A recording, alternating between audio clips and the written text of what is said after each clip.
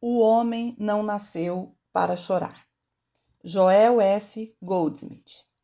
Capítulo 8. Elevando-se acima deste mundo. Como seres humanos, somos construídos por teorias e crenças, falsa educação, falso conhecimento religioso e muita superstição. Por exemplo, há poucas pessoas em toda esta terra que não creem que Deus castiga ou Deus recompensa. E, além disso, que Deus destrói todos os seus inimigos e discordâncias através de algum tipo de hocus pocus ou abracadabra. E assim eles podem chegar ao lado direito de Deus. É difícil esvaziar as garrafas antigas e libertarmos-nos dos conceitos aos quais nos agarramos ao longo dos anos.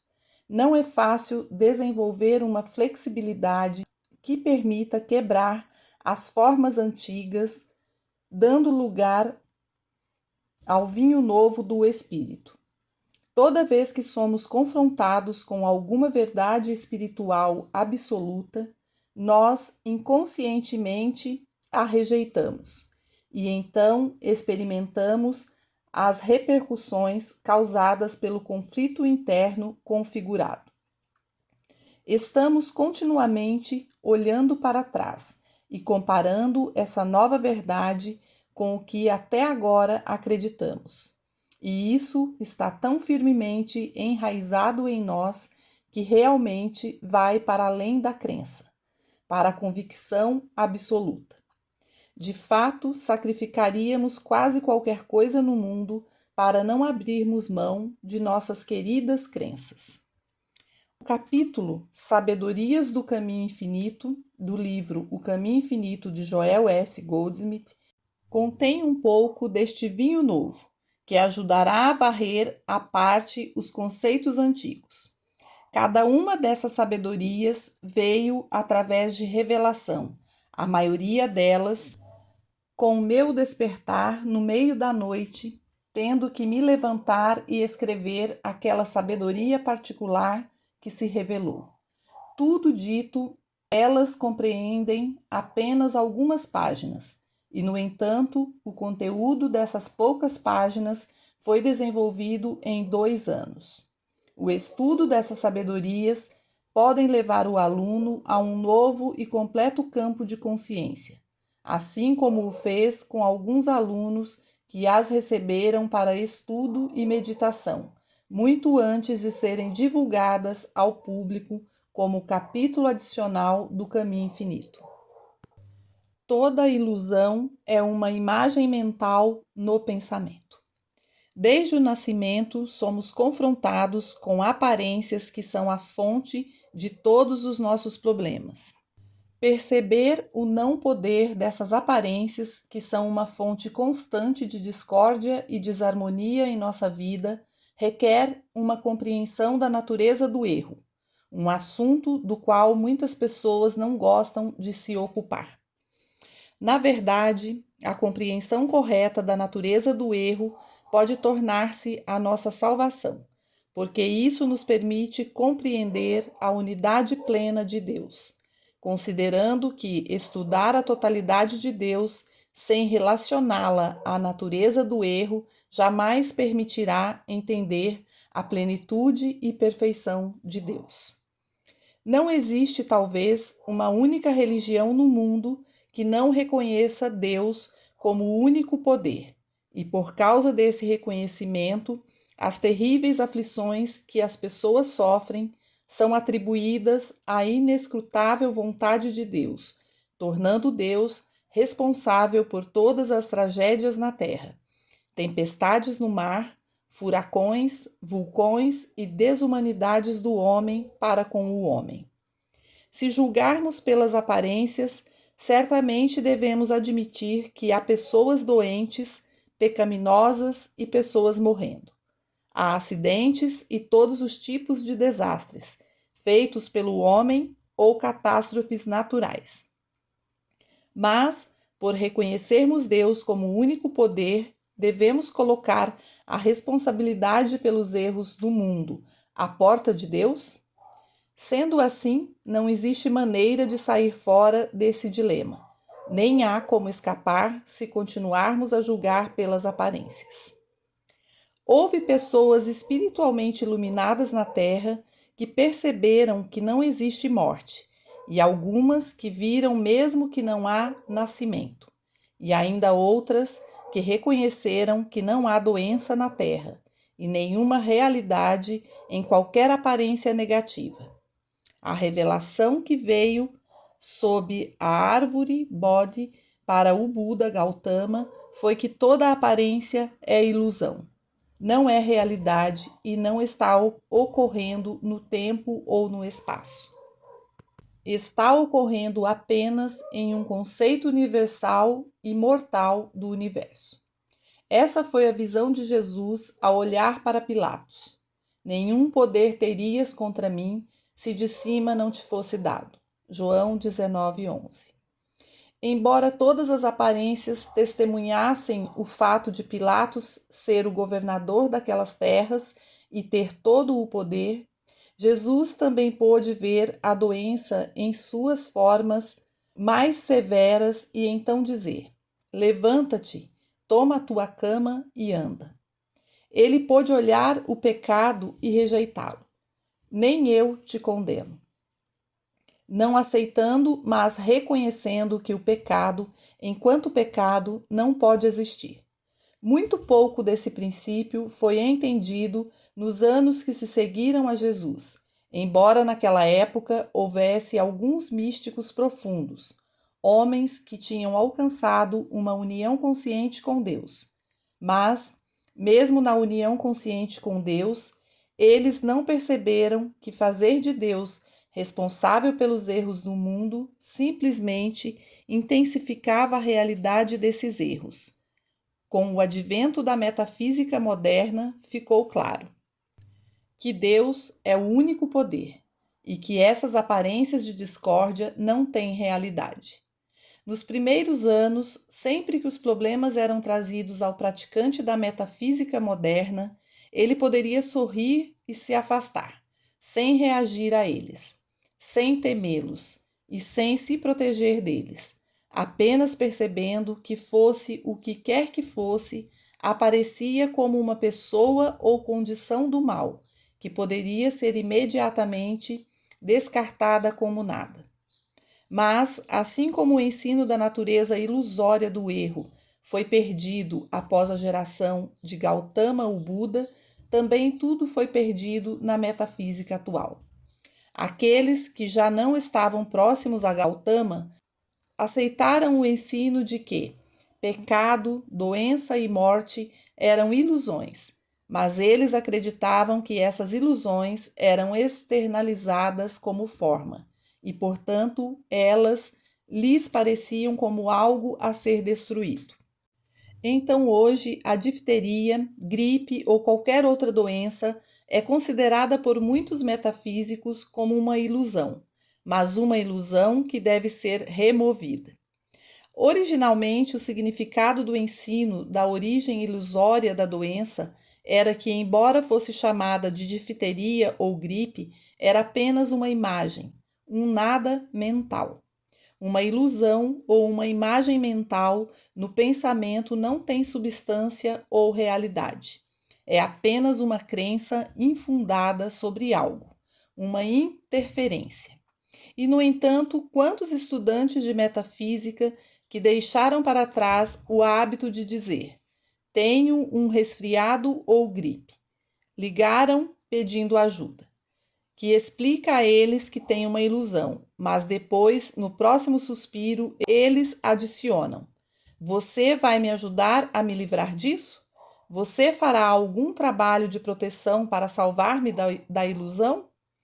Essa interpretação errônea de um ensinamento espiritual realmente profundo remonta à natureza humana inata de aceitar e viver por dois poderes: o poder do bem e o poder do mal. O ser humano está sempre oscilando para frente e para trás entre os pares de opostos, em vez de ver a infinita e eterna totalidade do universo espiritual, reconhecendo todo erro como sendo nada, ilusão, um falso senso de algo. Medo da extinção, o erro básico. Não há poderes do mal externos a você mesmo. As discordâncias não têm existência externa. Resolva-as dentro da sua própria consciência. Quando começamos a entender a natureza do erro como uma aparência que não possui existência concreta, nenhuma forma delineada e que não é uma condição física externalizada, mas uma imagem mental em pensamento que não existe em nenhum lugar, exceto em nossa visão limitada do que aquilo é. Já não combateremos o pecado, a doença, a morte, a falta ou a limitação, porque percebemos que chegamos a uma convicção da totalidade de Deus. Eventualmente, essa compreensão conduz à percepção final das razões pelas quais existe o erro em qualquer lugar da Terra, porque apareceu na Terra e o que é que o perpetua. Existe apenas um erro em toda a Terra, e esse é o medo da extinção, o medo da perda do pequeno eu, que preferiria estar nesta Terra 80 anos em vez de 60, ou o pequeno eu que está na prisão lutando e às vezes gastando uma fortuna para evitar a pena de morte, apenas para permanecer na prisão em que está pelo resto da vida. Mesmo que uma pessoa saiba que tal vida será pior do que a morte, pelo menos ele tenha certeza de que será uma forma do eu, embora esse eu continue a caminhar em uma masmorra.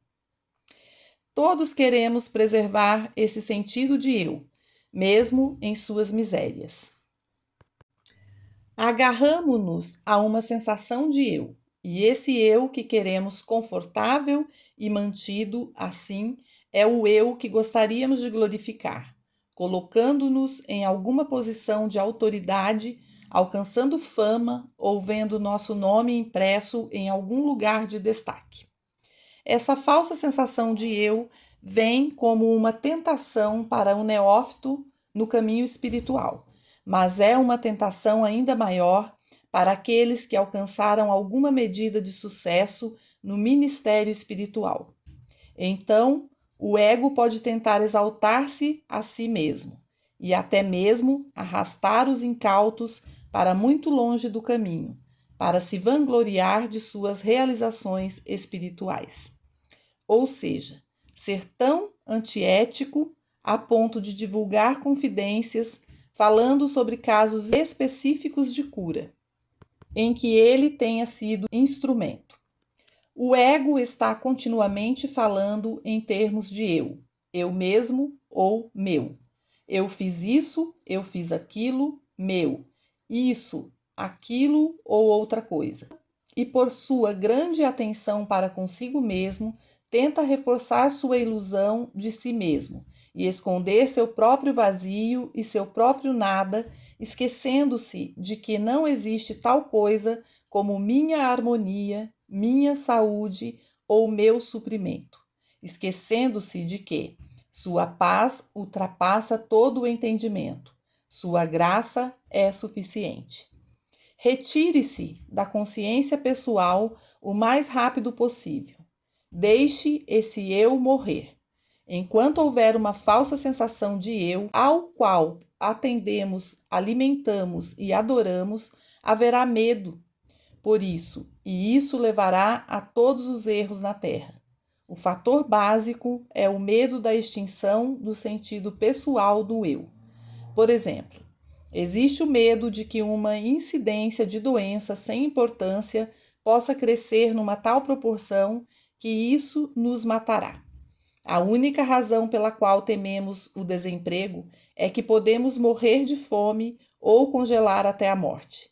Não importa quão leve seja a forma de doença, há sempre o medo de que isso possa nos levar à morte. Envolver-se com o falso senso de eu configura o medo. Medo não só da extinção, mas também de desconforto temporário. Por outro lado, em proporção à nossa perda do medo, os próprios erros desaparecem. Perder o falso sentido do eu. O eu é Deus, automantido e autossustentado. E quando somos capazes de desistir de nosso envolvimento com o falso senso do eu, o eu que realmente somos vai estabelecendo-se, prosperando e gerando para si tudo e todos que ele precisa para o seu desenvolvimento. À medida em que conseguimos deter os fluxos ressentidos do falso sentido de nós mesmos, nós não encontraremos mais com experiências infelizes. À medida que renunciamos a todos os desejos de reconhecimento e honra, perdendo esse falso senso de si mesmo, haverá menos desejo pecaminoso, menos doença e morte. Mas, enquanto houver um eu que se regozija no reconhecimento ou luta contra rumores, fofoca e calúnia sobre si mesmo, estaremos cultivando uma falsa sensação do eu. Devemos aprender a enfrentar decepções e desgraças com o mesmo sentimento com que enfrentamos a adulação, a honra e a fama, com total indiferença. Porque tanto a desgraça quanto a honra envolvem um falso senso de si mesmo, nunca o nosso eu real. Como seres humanos, não merecemos nem honra e desgraça. Como seres humanos, não merecemos nada. Só Deus é merecedor, e Deus é o único. O conhecimento da natureza do erro revela o nada dos males do mundo, revela o seu não poder em virtude do fato de que sua única reivindicação de existência é a crença errônea de que há uma falsa sensação de eu, através do qual podem existir e agir. Sem esse falso senso de eu, onde estaria o erro? Se não houvesse um eu para estar doente, onde estaria a doença? Se não houvesse eu para pecar, onde estaria o pecado? Se não houvesse nenhum eu para morrer, o que seria a morte? Tudo isso estaria exatamente na mesma condição que o som estaria se não houvesse ninguém para ouvir. O som não seria som, e não haveria morte se não houvesse uma pessoa para morrer. Não está claro, então, que o erro é aquele senso pessoal que acredita que existe um eu separado de Deus?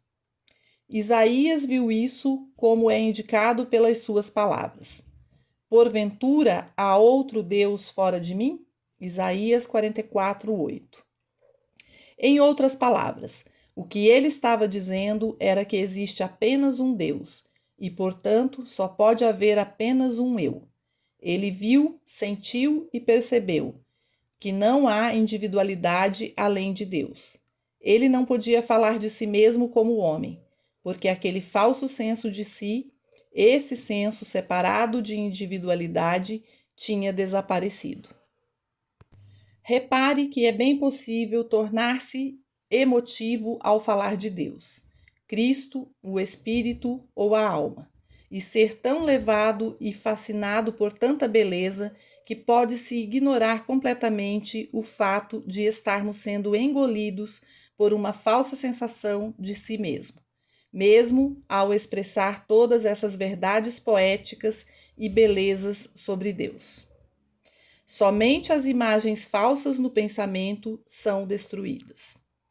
Quando contemplamos a perfeição de Deus em todas as suas ramificações, devemos alcançar a conclusão de que essa magnificência não pode abraçar um único erro, nem pobreza, nem doença, velhice ou morte. A plenitude de Deus não torna Deus responsável pela morte, nem mesmo pela morte dos nossos inimigos.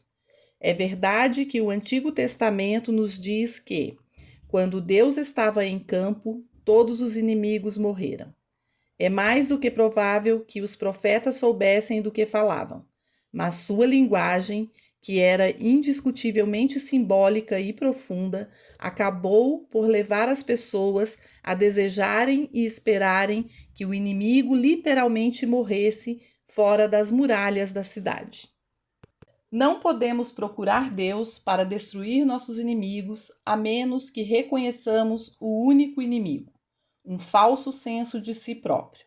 Então, a verdade aniquilará isso sem qualquer dúvida, mas sem deixar todos esses cadáveres espalhados por aí. Destruir alguém nunca vai salvar nossas próprias peles, porque a lei, o que você planta é o que você colhe, sempre estará em operação.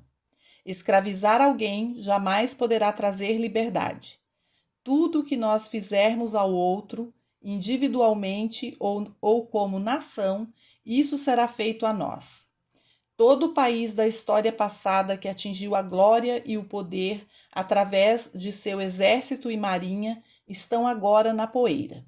E os poucos restantes estão no mesmo caminho. Não há possibilidade de se evadir ou evitar a lei kármica.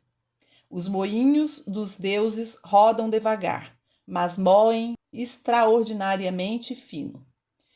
Deus é um destruidor das imagens falsas no pensamento, mas nunca um destruidor de pessoas ou circunstâncias, porque não há pessoas ou condições para serem destruídas mais que sob um princípio de matemática, o resultado 5 é destruído no final de 2 vezes 2.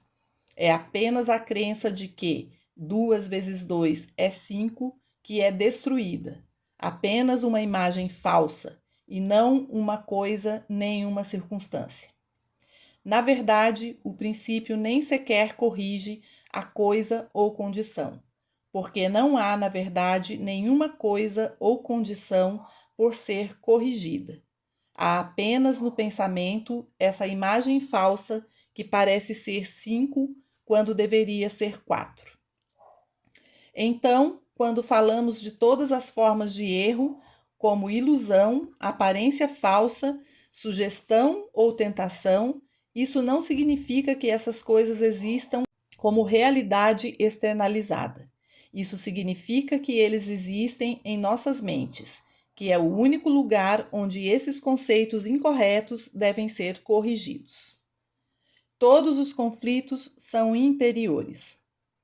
Comece sua vida espiritual com o entendimento de que todos os conflitos devem ser resolvidos dentro de sua consciência.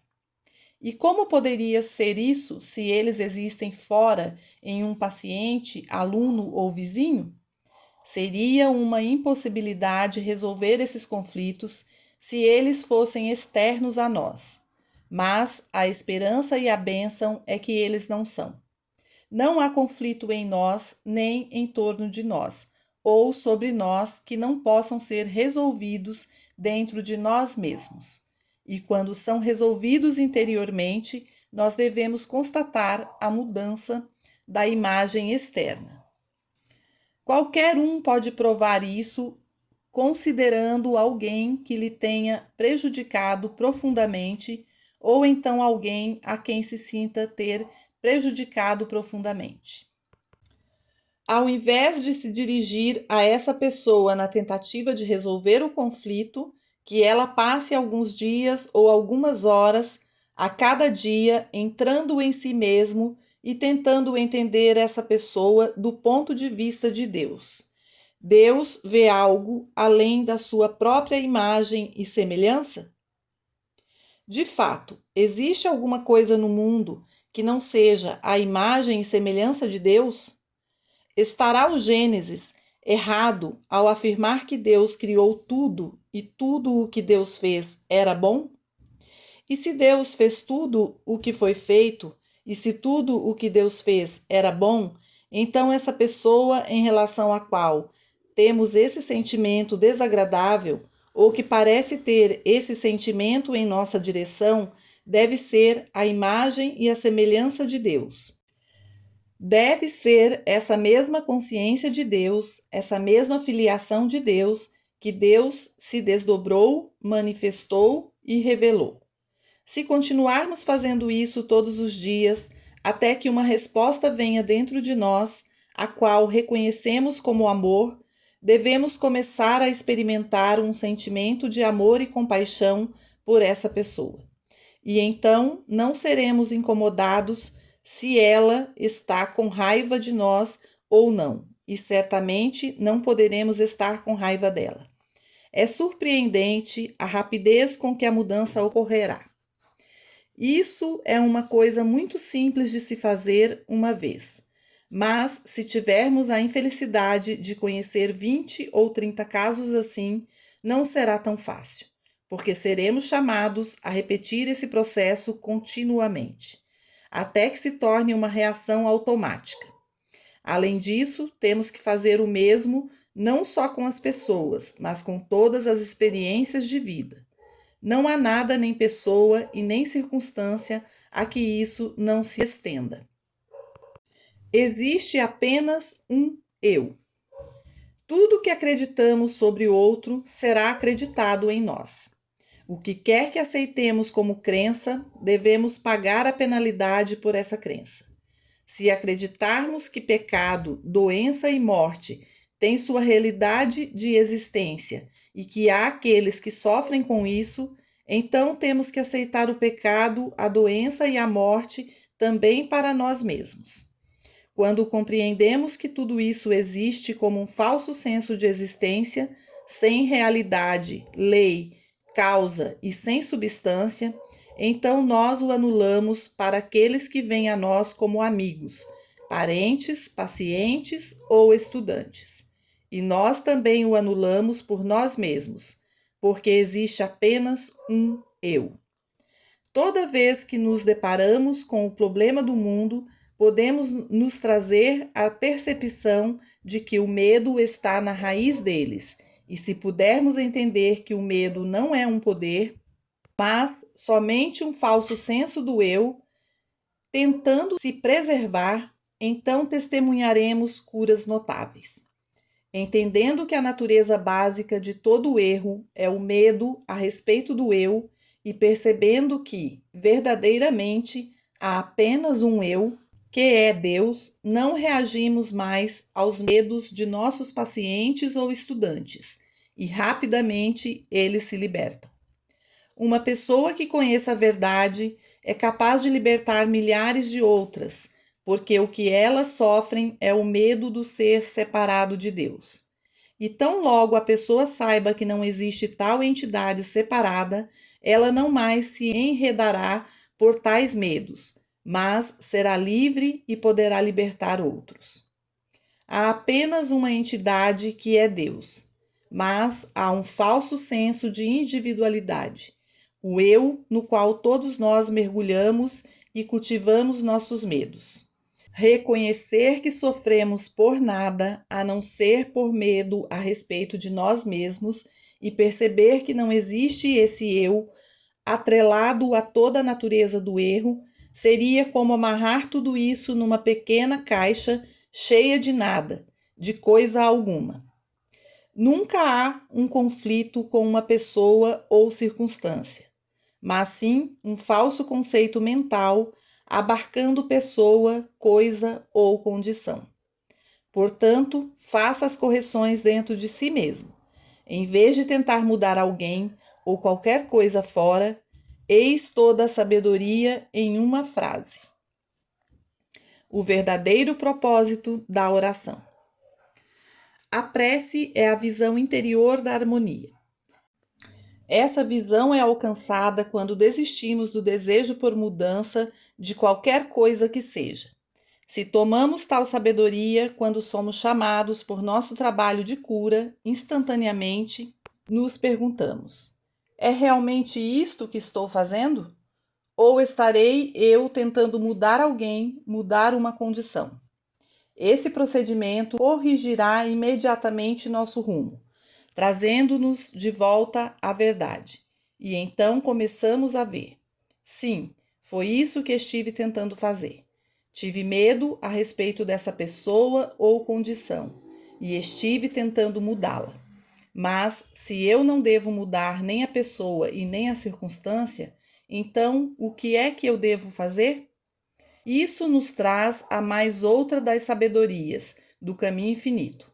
A oração é a consciência daquilo que é, mas percebendo e não criando isso.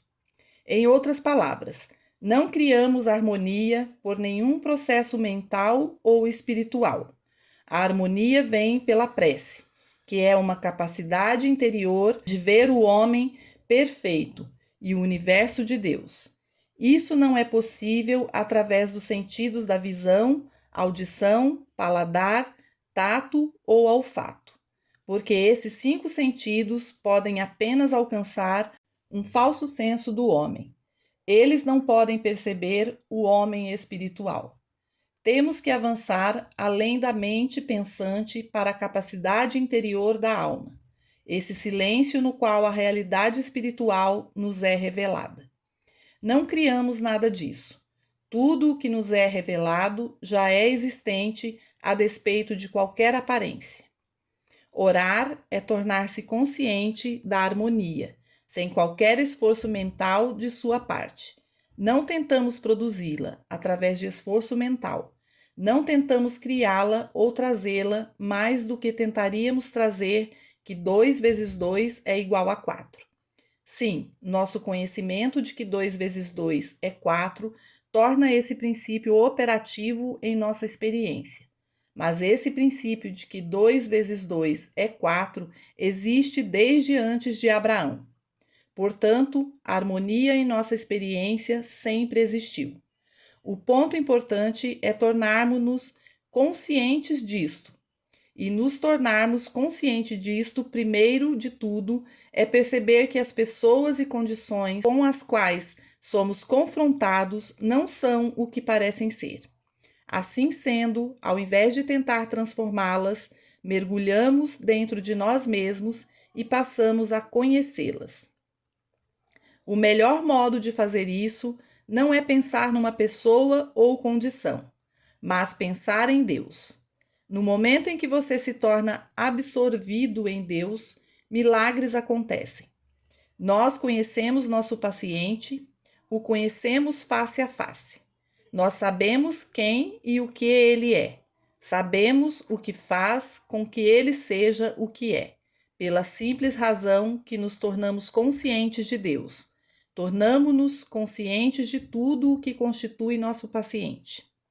Aquilo que realmente é o nosso paciente ou estudante é Deus manifestado.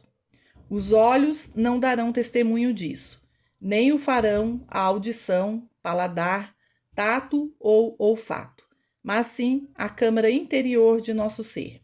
Quando chegamos face a face com Deus, e então descobrimos que chegamos face a face com o Filho de Deus, Deus, o Pai, e Deus, o Filho.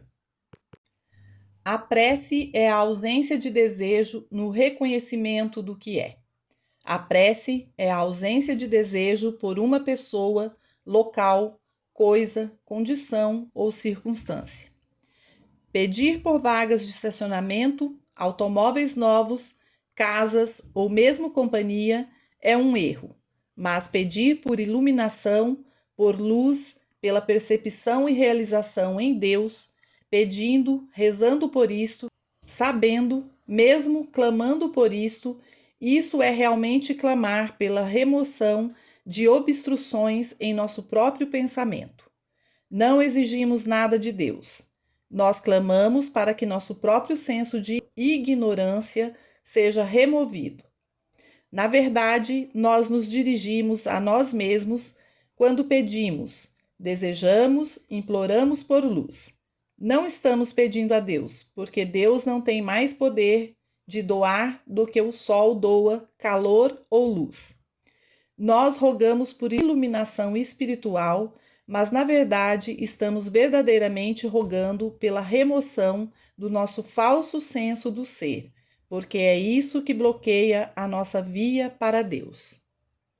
Certifique-se que sua prece não é uma tentativa de influenciar Deus. Poderíamos passar um ano inteiro de benefício com essa única frase. Se pudéssemos nos observar quando oramos e meditamos, será que não acharíamos um pequeno traço de tentativa de influenciar Deus? e às vezes bem mais do que um traço? Não mantenha desejos no mundo. Deixe tudo por conta da graça. Se pudermos chegar a esse estado de consciência no qual podemos desistir do falso senso do ser, o falso senso do ego, que quer ser atendido, glorificado, compreendido, que não quer ser alvo de calúnias ou fofocas. E quando não temos desejos, nem mesmo de estarmos livres de calúnias e fofocas, então a graça de Deus será suficiente. Só há uma razão para que fofocas e calúnias tenham o poder de ferir-nos. É por merecermos. Elas podem ferir gravemente quando somos culpados, mas se não somos, estaremos totalmente indiferentes a elas. Há discernimento no homem que vê através de todas as aparências. Esse é o alvo, ou seja, a aquisição de consciência espiritual. Quando ascendemos a um nível de consciência no qual podemos ver com a visão interior, veremos através de todas as aparências. Não mais somos enganados pelo falso ego, que quer estar camuflado, ocultando todos os seus erros. Mas queremos não mais desejar nem o bem e nem o mal, satisfeitos somente com a aceitação da graça, na confiança de que ela revelará toda a harmonia que nos seja necessária. Mensagem de gabinete. Ao fazer o trabalho mundano, lembre-se sempre que você não busca mudar as condições deste mundo. Isso choca você? Não deveria, porque agora você sabe que meu reino não é deste mundo. João 18:36. E você também sabe que minha paz não é a paz que a ausência de guerras pode dar, ou que a saúde e a fortuna podem dar.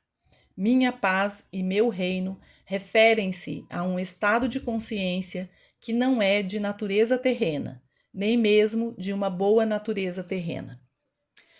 O trabalho mundial do caminho infinito consiste em trazer o reino de Deus à Terra.